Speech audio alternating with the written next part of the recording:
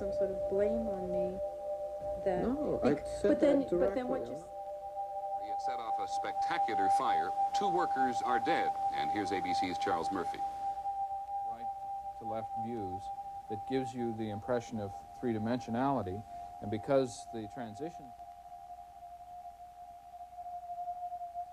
Hi.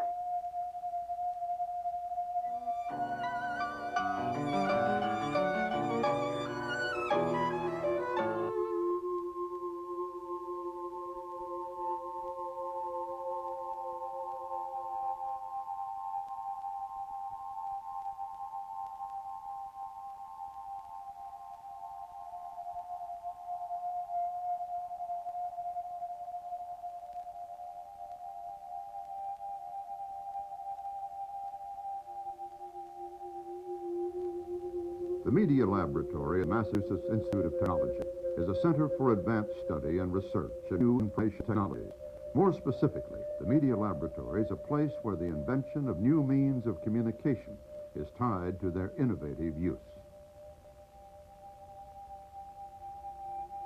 Until now, the various means of communication developed from inventions in separate disciplines and, as a result, found different academic homes as they matured.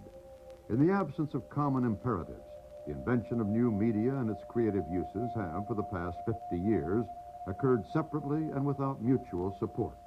The Media Laboratory aspires to eliminate this isolation by bringing together the most advanced thinking with most advanced research in imaging technology, interactive systems, theories of computation, and the human cognitive system.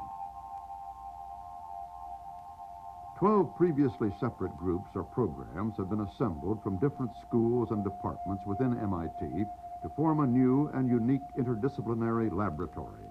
These groups or programs are electronic publishing, learning research, advanced television, music research, spatial imaging, graphics, human-machine interface, speech research, film and video, computer animation, entertainment research, and movies of the future.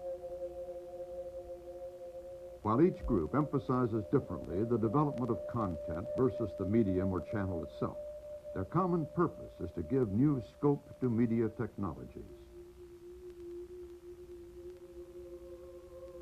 The Media Laboratory is housed in the new Wiesner building named in honor of Jerome Wiesner.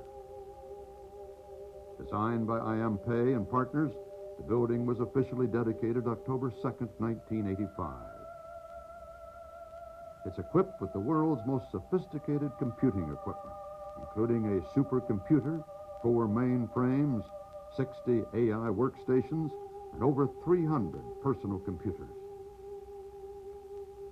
In addition, the facility includes a large collection of special peripherals and signal processors for the production and recognition of all forms of sound and pictures.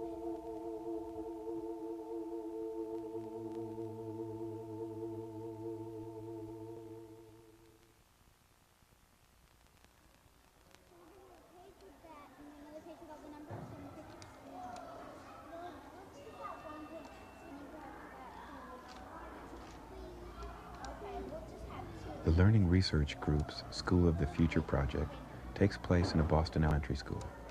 Director Seymour Papert.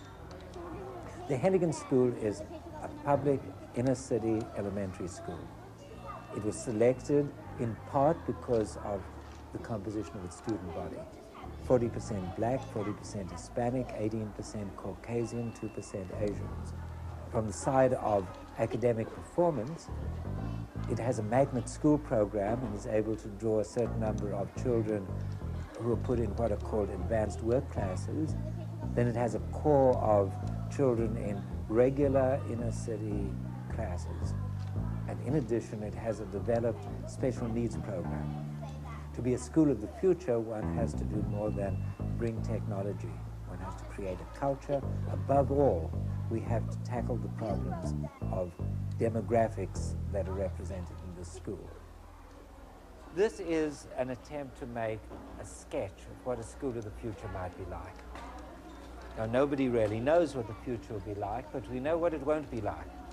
We know it won't be lots of children sitting in desks with pencil and paper writing all the day. We know that these new technologies, these computers, will be an important part of it. If you go into any school or any home, you'll find many pencils, many crayons, many paintbrushes, because these are instruments that people have made part of their lives. They use the pencil whenever they have a need for it, to draw, to write a story, to calculate. And so with the computer. It's the natural instrument for doing mathematics, for music, for 100 other things. And our goal here is to make it sufficiently part of the culture of the place that everybody uses it when it's needed. There are many aspects to what goes on in the school. We see children here writing stories. In other parts of the school, we see music. We see very special projects like Lego Logo. This might sound like playing with toys, but that's just what's so clever about it. They are playing with toys in a very sophisticated way.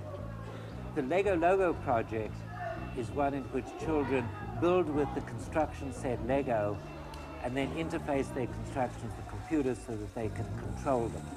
The children are learning to program. They're learning important ideas about motion, about feedback. They're learning principles of engineering design. Above all, they're learning that knowledge is a unified thing and that the scientific and formal and mathematical knowledge is not something separate from their passion for toys, from the things they did since they were small children before they even came to school. For a long time, I've dreamed that music should have a very different role in the lives of children and how they learn. It's a strange fact about music that while we expect children to be creative in all other domains, we only expect them to reproduce other people's creative work in music.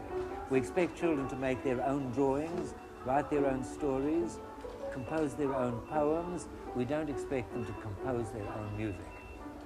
And this is a peculiar state of affairs which might be related to the nature of musical technology.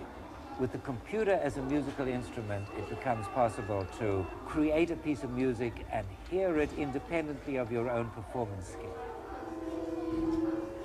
It does not mean sitting children in front of a computer all day or even all their music time. They work with a computer, they work with real instruments, they even make their own instruments. Our goal here is not to take over the school with computers. Our goal is not to move in with a computerized curriculum. Our goal is better described as trying to build a computer culture. And this is what this project is about, to get experience in how to grow a new kind of learning environment in which a computer culture will be solidly and creatively embedded.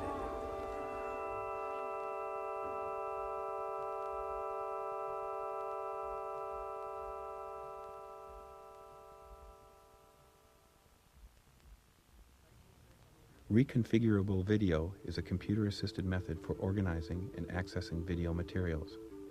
An original application titled Marital Fracture, A Moral Tale chronicles a couple's marital separation and the mediation process. Movie stills and sequences stored on video disc are combined with computer-generated text to create an electronic book, complete with moving illustrations. Viewers are encouraged to learn about the subject matter by choosing options which pique their interest rather than following a preordained path. Viewers have a choice of watching the documentary movie, browsing through multimedia articles, or using a variety of software tools to create their own presentations. Each movie segment on the video disc is represented by a pictorial index card, displaying a description of the scene's content and location. This video database provides access to the case study documentary in discrete amounts. One of the purposes of the project is to establish a model for the use of interactive video in education and social science research. A unique feature is video synchronized to transcript. You chose to leave. You did not want to work it out here with me. You did not want to try to make a new beginning. You wanted to strike out on your own. You wanted to go to another relationship. You're being a little punitive to say that because I left, I've given up my right to be here. All I'm saying is bothers you me. chose to leave rather than to work things out here. That's, that's part of what I'm saying, yeah. But I also feel when you're saying that you're putting some sort of blame on me. That No, I said but then, that directly. But then what I'm you're not saying putting is, blame then I on feel you. like what you're saying then is that there are consequences. Because Of I course made there are that consequences. decision. One person decides to leave and go do something else. Yeah, I think there are consequences. The electronic book is a confluence of media combining film aesthetics, computerized information systems, and fundamentals of graphic design. Reconfigurable video is an editing process which gives viewers an opportunity to alter the configuration of a documentary movie. Picture icons represent segments from the database. A new movie is automatically constructed as the icons are selected. I feel like I was put in the role for quite a number of times, or a long period of time, of being, well, I was the guilty person who, and I wanted to leave, and so therefore I had to give up these things. I wanted to be reasonable, and I wasn't sure what the reasonable expectations or options were. Why you have a problem here? I mean, the mediation would have been fine if you said, look, this marriage just isn't working. Not working for either of you. There are obviously strong feelings between these two people, but also just immense anger and frustration. Expert commentary can be mixed with the case study, demonstrating the potential of new media technology to personalize the delivery of information. A divorce is a death. That's what it is. And Judge Fuld, who was a former chief judge of the Court of Appeals, in the Jackie Gleason case, Gleason against Gleason, said, when a marriage is dead, the kindest thing to do is to quickly bury it. In some ways, I think being in divorce mediation is a little bit like practicing medicine in geriatrics. It requires a person who is dedicated to trying to make the best of a bad thing.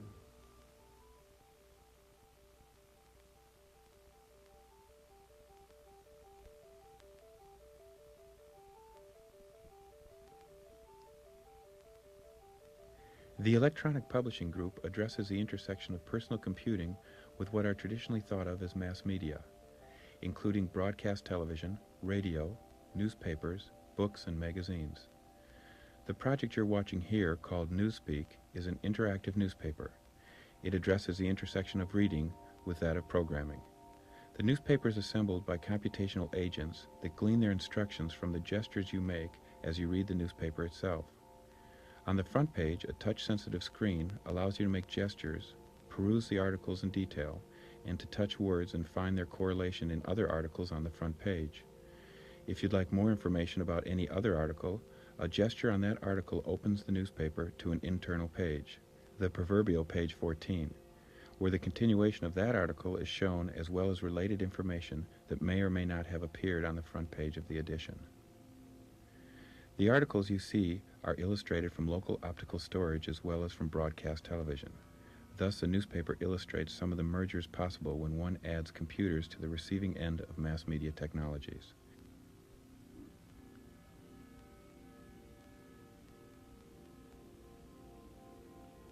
In this case, touching the word cable retrieves articles from inside the newspaper and previous editions that feature the word or phrases including the word cable.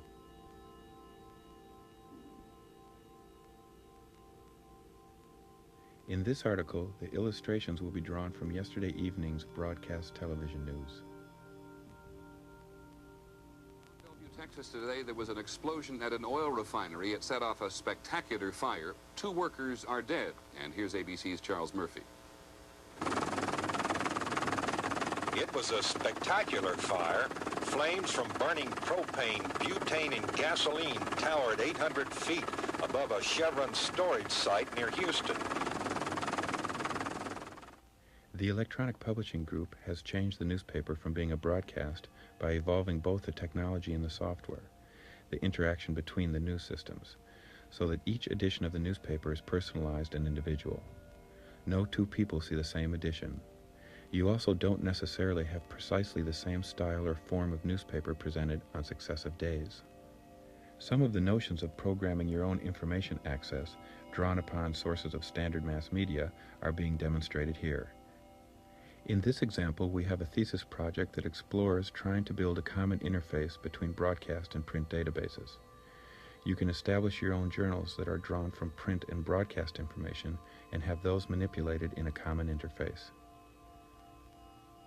In this example, the Electronic Publishing Group is experimenting with a new style of magazine, where the magazine is now published continuously and the act of programming that magazine is akin to reading it. When you touch the articles directly, it draws upon your local library to show you different articles as well as to give you relevant ads and workshops to things that you might be interested in or already own.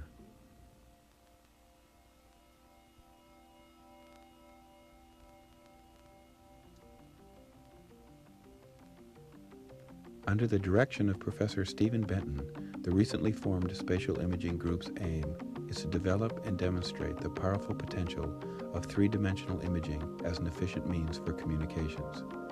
One of their recent achievements is the invention of a new type of large-scale, multicolored computer graphic hologram.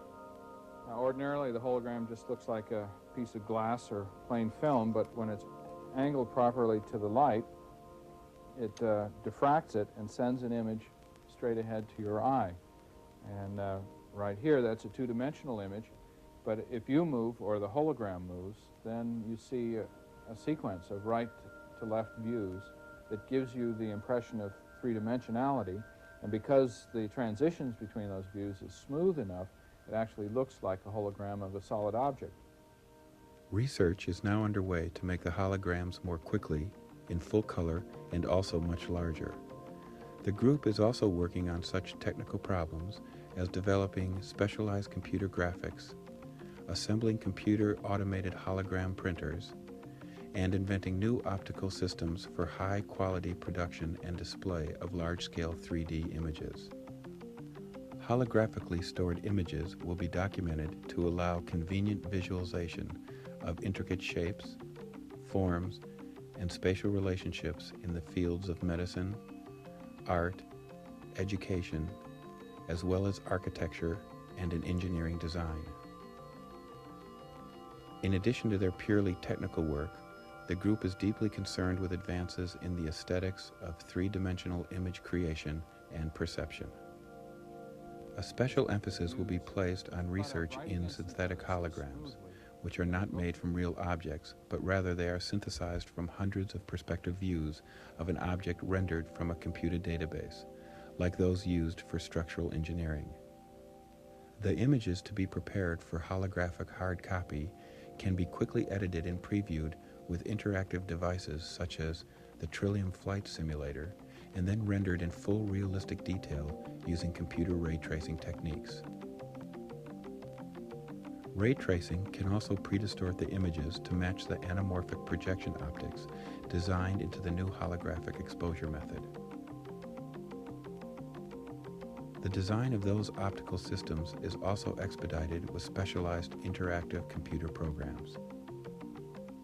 The holography laboratory has been outfitted with state-of-the-art equipment, such as large vibration isolation tables, powerful argon and helium neon lasers, and programmable positioning equipment, which has been specially designed for holographic exposures. This is a prototype of a new holographic format, which we're calling the alcove hologram. In it, the holographic film is stretched around a concave cylinder to project the image out in front, where you can almost touch it. And the cylindrical shape makes it visible over a wide viewing zone, almost 180 degrees. We expect to make some major changes in the overall look of holograms, not just in terms of the content, whether it's medical or engineering or computer graphic images, but in terms of the size, in terms of the color, and even in terms of the format of holograms. We expect holography to move ahead very quickly over the next several years.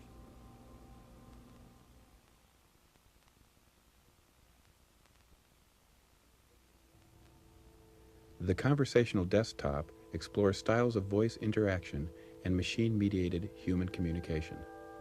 I'm here. Hi, Barry. Remember to Get a gift for Steve before my flight to California. When I talk to Chris, remind me to ready to record. Tell them how my parser aids recognition. Okay, got it. Hi, Barry. Do you have a minute? Sure, what's up? Well, actually, I was wondering how the graphics display for your calendar was coming along. Oh, it's good. I think my scheduler's having some trouble reaching some of the other workstations, though. Really, that's too bad. Maybe we should talk to Walter about the protocols. Yeah. Looks like I'm free this afternoon. Let's see if he has time. When can I meet with Walter this afternoon? With whom do you want to meet this afternoon? Walter. Walter is available today at 1. Confirm it. Meeting with Walter scheduled today at 1. Barry, why didn't it recognize your speech when we were talking? Because it only listens when I talk in its direction. I see. Does it bother you to wear that headphone all the time? It's just like wearing a Walkman. Have you seen the, Okay, Barry, I'll see you this afternoon. All right, bye-bye. While you were busy, I took a message from Todd. Hey, Barry, you still want to have lunch? I'd love to get a bowl of chowder at Legal's. I'm going to Legal Seafood. Enjoy your lunch.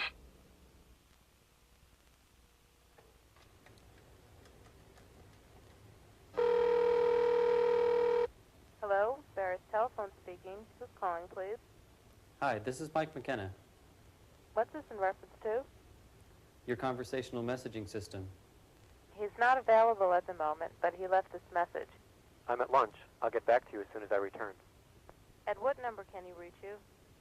225-7. Call Barry. Calling Barry's phone slave. Hi, Chris. He got your last message. I mailed you the paper this morning. If you'd like to leave another message, I'll record it now. Otherwise, just hang up and I'll tell him you called again. Hang up. I'm back. Hi, Barry. You have new messages. Hi, this is Mike McKenna. I'm interested in systems that emulate human conversation. I'd like to talk to you about your current work. Place a call to Chris. Remember to Tell him how my parser aids recognition. Getting a call from Barry. remember to Ask him when he's coming back from San Francisco. Hi. Hi, I see you called during lunch. Yeah, I tried calling yesterday too, but your machine said you were busy. I had a visitor, so it didn't interrupt. I'll give you a higher priority, so next time you'll get through. Oh, great, thanks. Listen, I wanted to talk to you about how my syntax analyzer reduces speech recognition errors. Sounds good. Let's sit down and talk about it after you get back. Great. Excuse me, I'll arrange it. Scheduled just a moment, please. meeting Monday afternoon. When do you want to meet with Chris Monday? 12. Meeting with Chris scheduled Monday at noon. When's my flight? Your plane to San Francisco leaves in 1 hour and 55 minutes. Traffic to the airport is heavy. Should I call you a cab? The Music Research Group, in collaboration with Paris's IRCOM, is researching computer understanding of live musical performance. Director Barry Vercoe. We're in the midst of some research here, a collaboration between the experimental music studio of the Media Lab at MIT in Boston and IRCOM in Paris, concerning the computer understanding of live musical performance. The objective here is to have the computer understand enough about what happens between live performers on stage that it can become a surrogate performer able to participate in ensemble situations. Now, with a small piece of Sicilienne by Fritz Kreisler for violin and piano, the violin being live, the piano part being performed by a synthetic performer, the computer.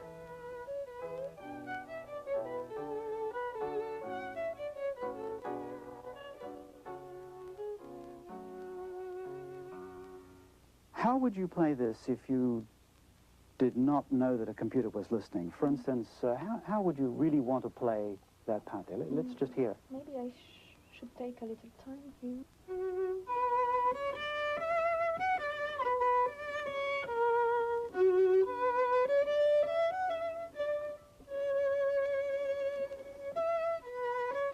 Some of the things that you're doing there would be very confusing to the machine because it has no warning as to what you're going to do, such as this spot here when you had a pause before you play this next note.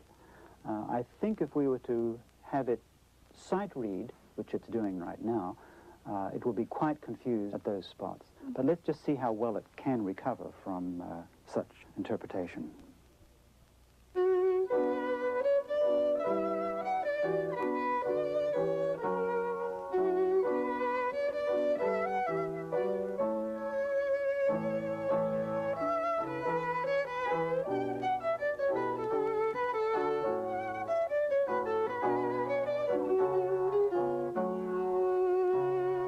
Well, it's thoroughly confused by sight reading like that, but now that it's heard you playing, it has some sense of how you're going to play the piece, and as with a rehearsal between two live musicians, this synthetic performer should be able to now predict what you are going to do as you're playing the piece. So at this point it should know. Let's see if it has learned anything.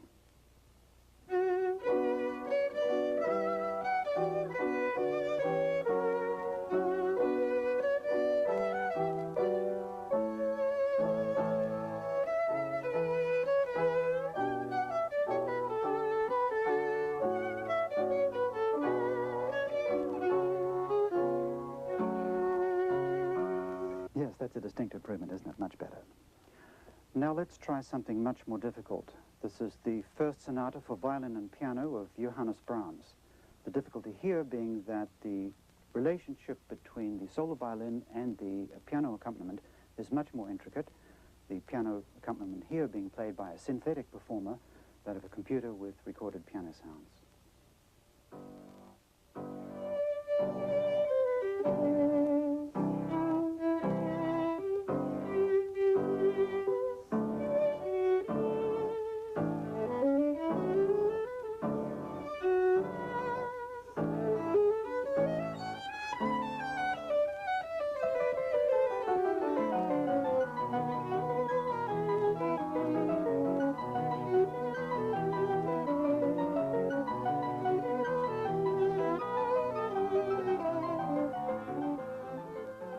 Computer is understanding the relationship between performers.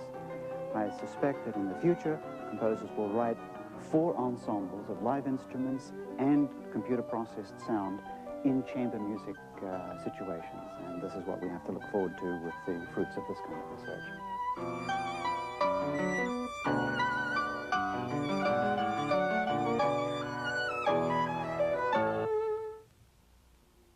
Chapters 9 and 10 utilize this video disc's ability to view still frames. The picture icon below signals the approach of still frames, which can be viewed individually by using the step or still function of your player. Condensed into the next 4 seconds are 120 still frames of the people of the Media Lab. Use your step or still function to view these frames. This concludes Side A. You can eject the disc or step forward for additional information.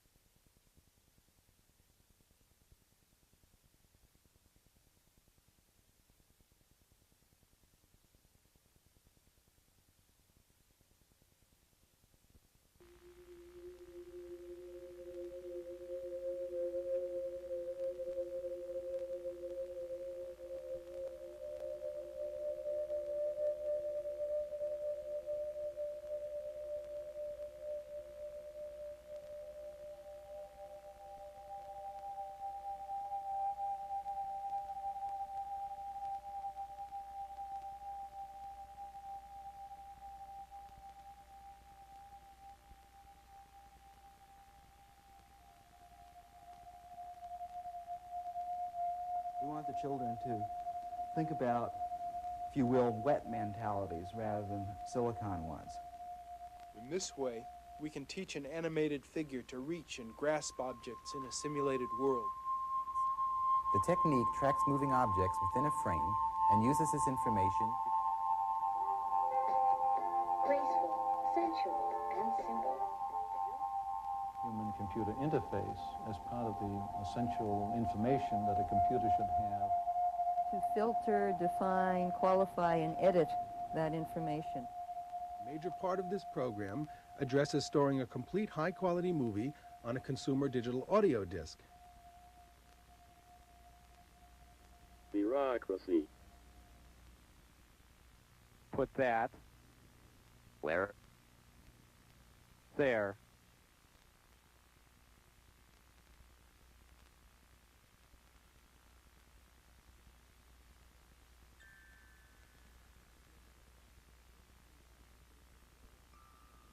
The Vivarium project is different things to different people. It's children who are undergoing it. It's a 10-week curriculum in which they get more thoughtful about thinking by studying how animals think and a variety of different kinds of animals. And during these 10 weeks, a couple of times they will simulate some of the animal behaviors using computer graphics and things like blimp is radio controlled and act the part of a fish or a microorganism. It can move around. It has sensors for knowing when it bumps into things. It can find its food source, which is electricity. And it has everything except a brain, which is what the children will be applying in part. One of our inspirations is this ecosystem sphere, which is a completely sealed environment that has live shrimp in it, bacteria, some plant material, and sunlight, and it's one of the simplest completely closed ecologies. In contrast, this little gadget is what we don't want to do. It is a robot that can respond by bumping into things moving around, but it's mechanical. We want the children to think about, if you will, wet mentalities rather than silicon ones. To adults, it's a much more challenging project than artificial intelligence because no one in artificial intelligence has yet been able to do something as complicated as animal mentalities. So from our standpoint as computer scientists, we're very interested in developing new programming languages that can allow children to express these things. As educators, we're interested in finding out how to teach children something this complex in a simple way. One of the reasons why the Vivarium project is being done at MIT, at Arts and Media Technology Lab, is because this is a clash, a collision between different kinds of cultures. There are people in artificial intelligence here, educators, people in graphics, arts, and other kinds of media, and it's a perfect kind of place to sort of rub the humanities up against technology. We'll have to do a whole new kind of computer graphics in order to express what animals actually look like. We will have to do new kinds of user interaction because what we're talking about is the children being able to essentially program in terms of propensities rather than in terms of situation, action, behavior. So all of these things are quite new, but they really do flow from the idea that children are going to be the major parties in this experiment. We have a wonderful school that is prepared to go through 5 years of us trampling around through its corridors, and we're all looking forward to that.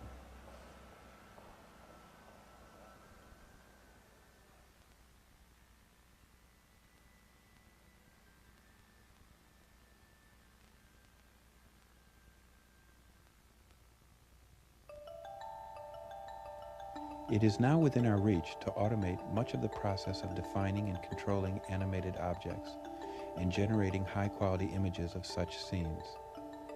We can envision such a system running on a single workstation.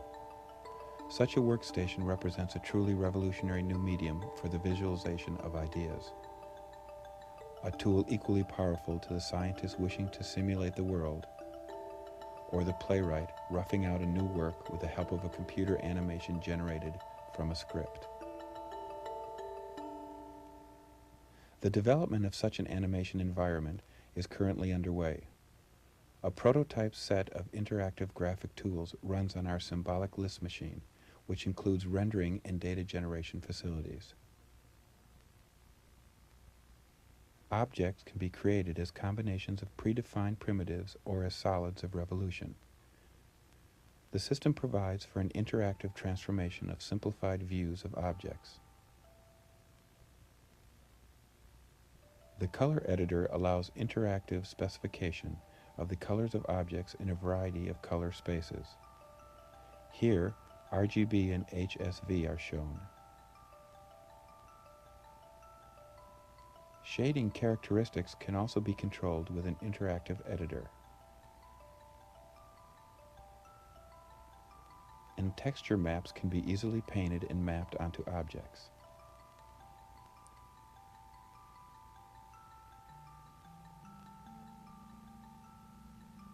Part of a new generation of real-time display hardware, the Trillium Image Generator is an integral part of our animation pipeline, allowing interactive and real-time animation previewing.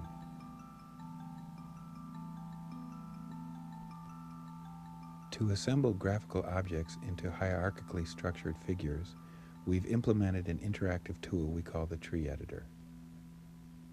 The kinematic structure of a jointed figure can be defined graphically and interactively. The Tree Editor is used to describe the transformation hierarchy, which specifies how the limbs of a figure ought to move with respect to one another. Each node in the transformation tree represents a joint of the figure, and each joint is described by 4 parameters. There are editing tools for drawing or copying segments and for handling complex figures. Integrating robotics technology into animation systems is essential to this new medium.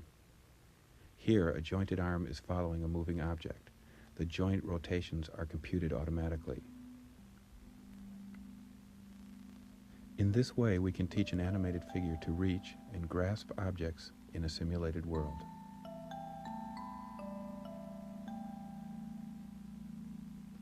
Research in optical body tracking continues in a project called the Graphical Robot. This work began with a series of experiments in scripting by enactment, in which the gestures of an animator controlled animated figures directly.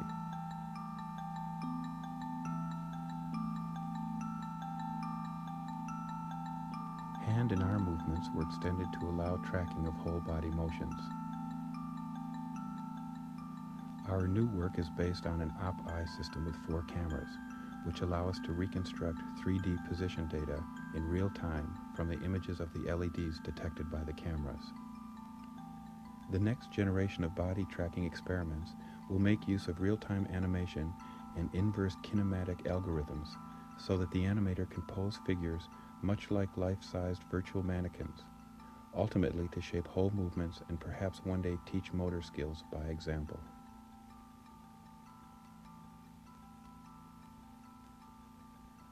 We look forward to integrating these tools into a powerful animation workstation as computer graphics move into the 5th generation.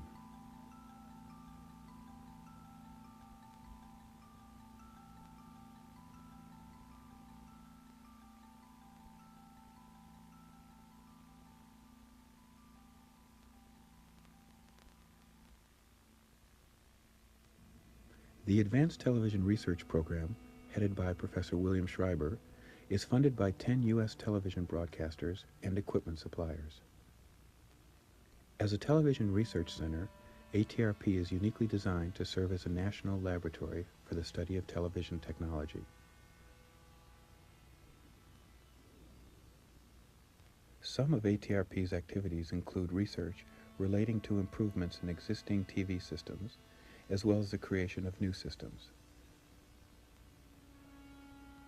The goal of the research is to determine how improvements can be made in received picture quality without undue use of scarce broadcast spectrum. Possible improvements include increased definition, reductions in noise and flicker, and better motion rendition.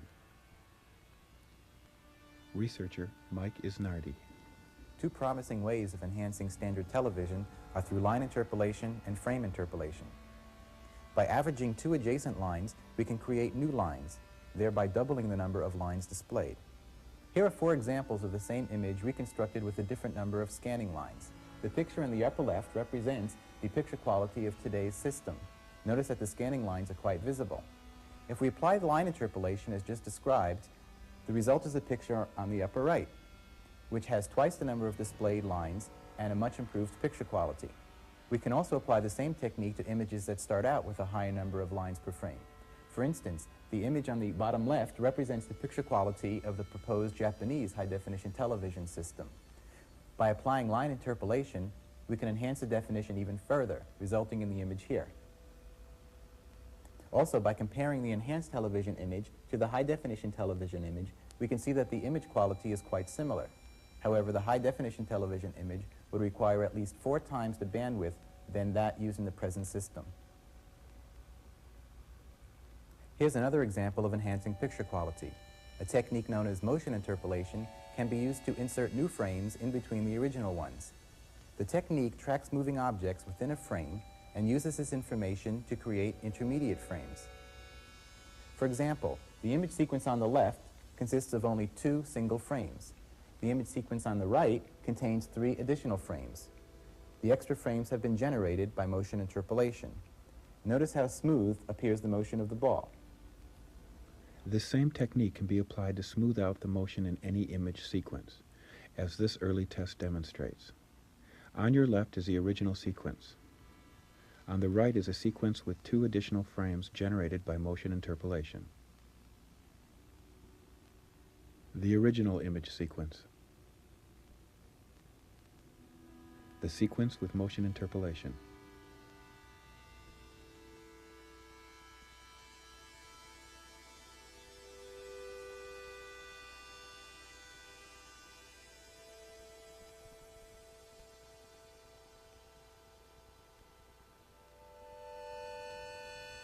The Audience Research Facility is a newly formed MIT laboratory dedicated to the study of audience responses to new developments in audio and video technologies. The facility is located off campus in the Liberty Tree Mall in Danvers, Massachusetts. This makes possible the recruitment of a relatively representative sample of adult subjects drawn from a diverse cross-section of industrial, suburban, and semi-rural communities. The mall has approximately 118 stores and draws an estimated daily traffic of 25,000 shoppers per day. Subjects are recruited out of the mall and are then escorted to the research facility, where they participate in a variety of research studies. The facility itself is 1,200 square feet and is divided into 4 research areas. One research room is designed to simulate an average living room. It includes a 2-way mirror so that the subjects can be left to explore new media in a situation that is closer to a home than a typical laboratory. Here, subjects are comparing various degraded video clips of Miami Vice. These evaluations will provide valuable background for future developments in video resolution technologies. A specially designed audio room adjoins the control room. False walls and 2-way mirrors conceal the equipment and allow for blind comparisons. Here the subject is comparing a digital to analog sound source. The Audience Research Facility is also equipped to study a number of interactive technologies.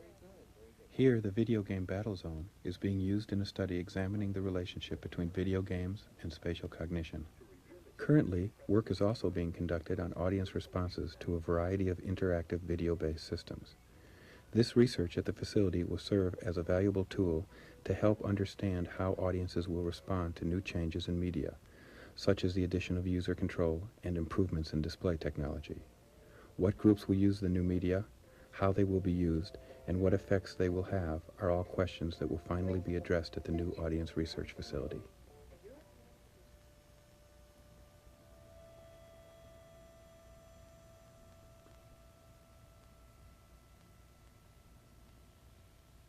The Human-Machine Interface Group is headed by Richard Bolt. Eye movements have been used for a number of purposes. They've been used to study where people look on a page when they're reading. They've been used to study where pilots look at the instrument arrays in airline cockpits. And they've been used to study where children look at their favorite characters on Sesame Street. We tell, for example, whose turn it is to take in a conversation by where the eyes are trained in conjunction with what we're saying and the total context of the situation. Now, one of the areas where eye movements have not been used has been at the human-computer interface as part of the essential information that a computer should have about its human user.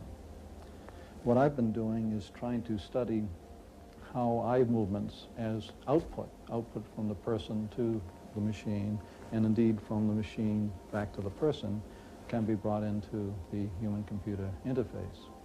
Consider the situation of, well, a wall of a room portrayed here in graphics.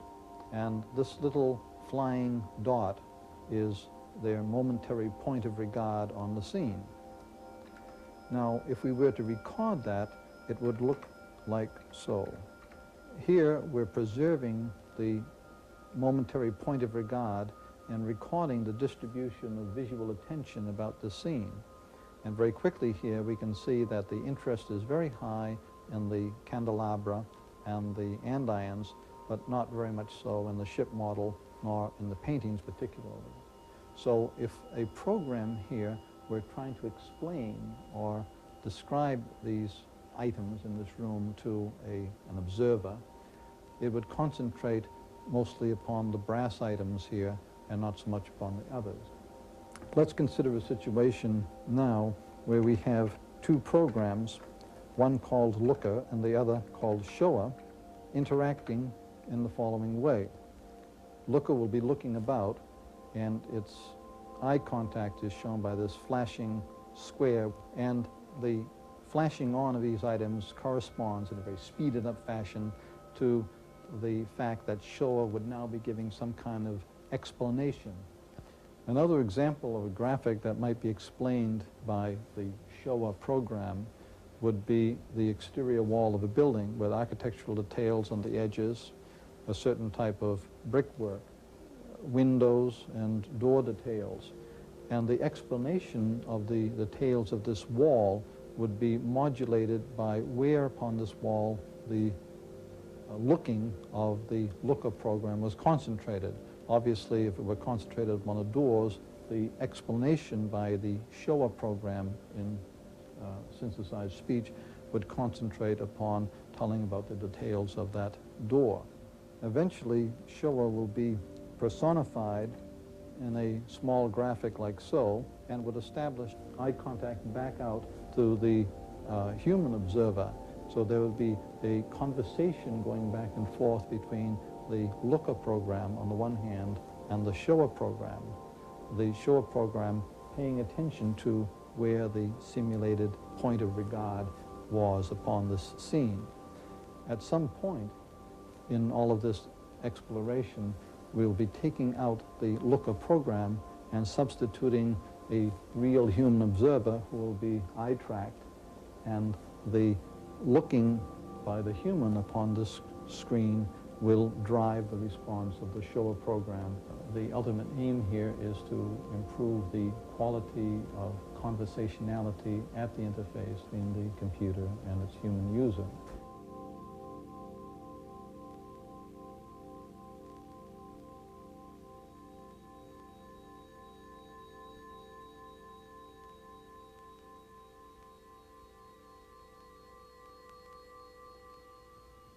The computer is a phenomenally powerful and synthetic medium. Each day, massive quantities of information are pumped through these electronic systems. The graphics group was founded to investigate this electronic revolution's impact on the practice of graphic arts and visual communications. There are two very important things that the Visible Language Workshop is looking at. One is the way in which graphics, which we define in the broadest sense, can be used to filter, define, qualify, and edit that information. And secondly, what the interface, or the relation, that the surface or the access of the person to the machine can be like to promote the most creative and the most generative means of communication. Because of the computer's capacity to store and retrieve huge quantities of information, it is a designer's role to make this information decipherable and accessible to individual users. The Intelligent Page program takes raw, graphically unfiltered information and redesigns it for increased readability. This is the same text after reformatting. Using limited intelligence, the machine conforms the text to meet the preferences of the individual user. This is where the text goes. This zigzag line here shows that the text is flush left, ragged right, and it's also used to indicate the leading or the line spacing of the text. This little arrow here indicates how far the paragraphs are indented. Okay, so using limited intelligence, the machine conforms the text to meet the preferences of the individual user.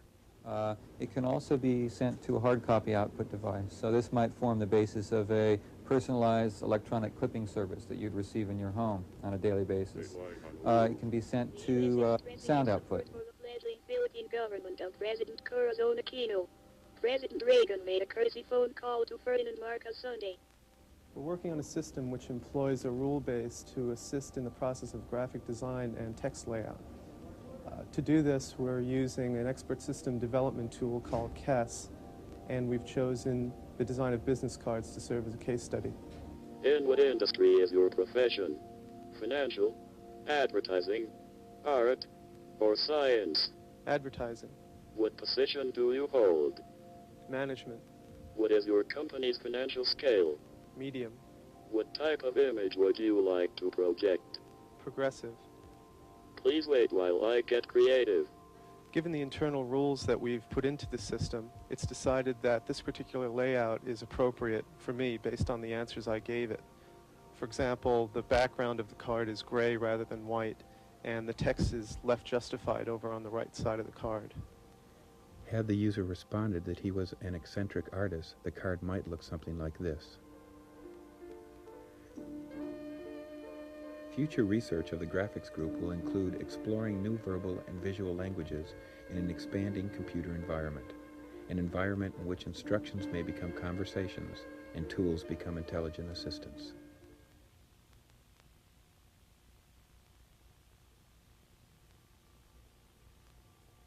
The director of the Movies of the Future program, Andrew Lipman. The Future of the Movies program is a new research effort directed at revolutionizing the production, distribution, home delivery, and viewing of motion pictures. A major part of this program addresses storing a complete high-quality movie on a consumer digital audio disc, as well as exploring several electronic methods for direct-to-the-home delivery. What you're seeing here is a small movie being played right from the computer. We're demonstrating various image quality levels, image coding techniques, and image sizes.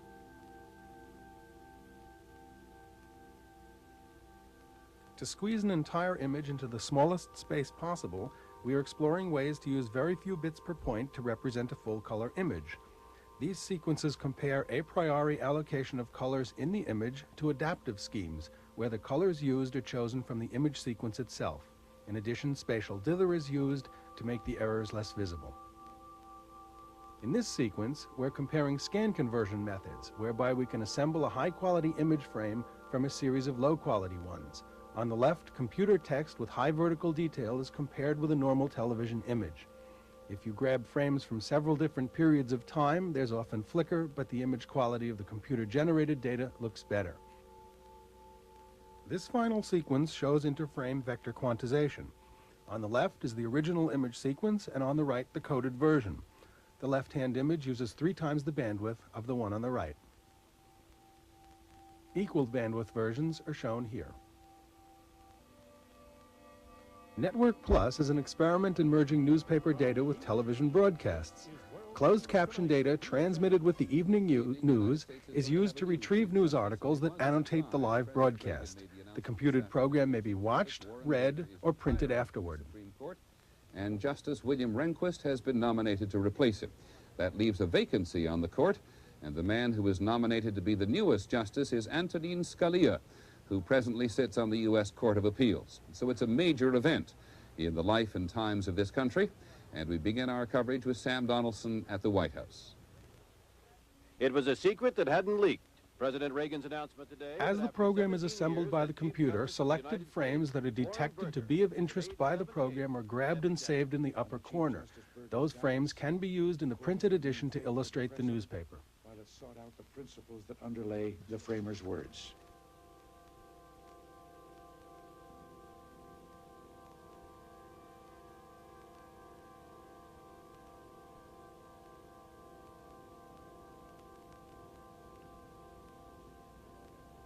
The talking block system provides children with a word processor which speaks its input at the completion of each word.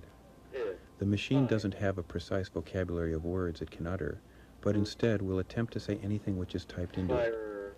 The basic building blocks are not alphabetic characters, but phonemes, the true building blocks of the English language. Pressure keyboard.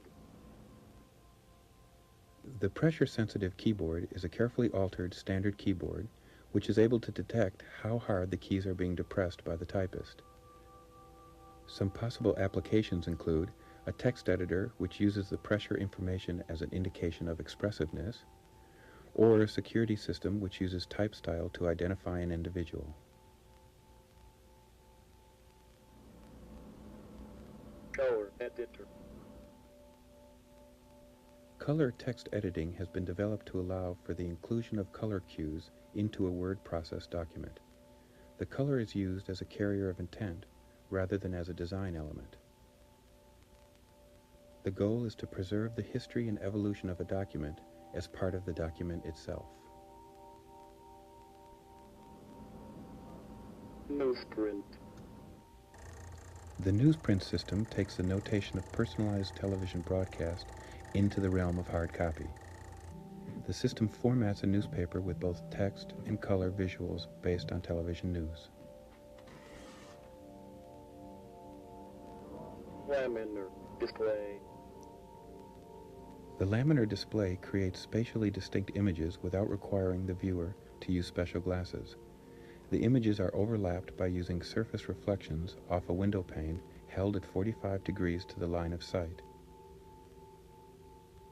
The display has been used in conjunction with a word processor where comments and deletions appear on different planes from the original text. Phonetic dictionary. The phonetic dictionary is a dictionary whose words can be found via their pronunciations instead of their spelling. This dictionary is most useful to those who have yet to master the complex spelling rules of English, such as children and non-native speakers, and could also serve as a new type of spelling corrector.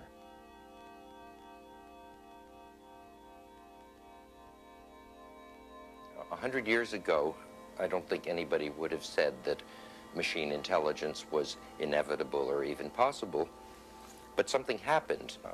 Around the turn of the century, it was discovered that machines could do more than anyone had dreamed. It was implicit in the work of some mathematicians, and then the great logician Gödel discovered that it was possible for a machine to represent itself, represent its own workings, and that was the first glimmering of the idea that a machine could simulate another machine or simulate itself. The idea that a machine was an infinite source of variations is a new idea. And so I think it is a new step in evolution. There's never been anything like it or an idea like that. You see, until that point, people thought that each machine did a certain thing, and that if you wanted something done, you would have to build a machine to do that, and that's all it could do. But this discovery in the 1930s changed our view. It was discovered that if you made the right kind of machine, and that's what a computer is, it, in a sense, could do anything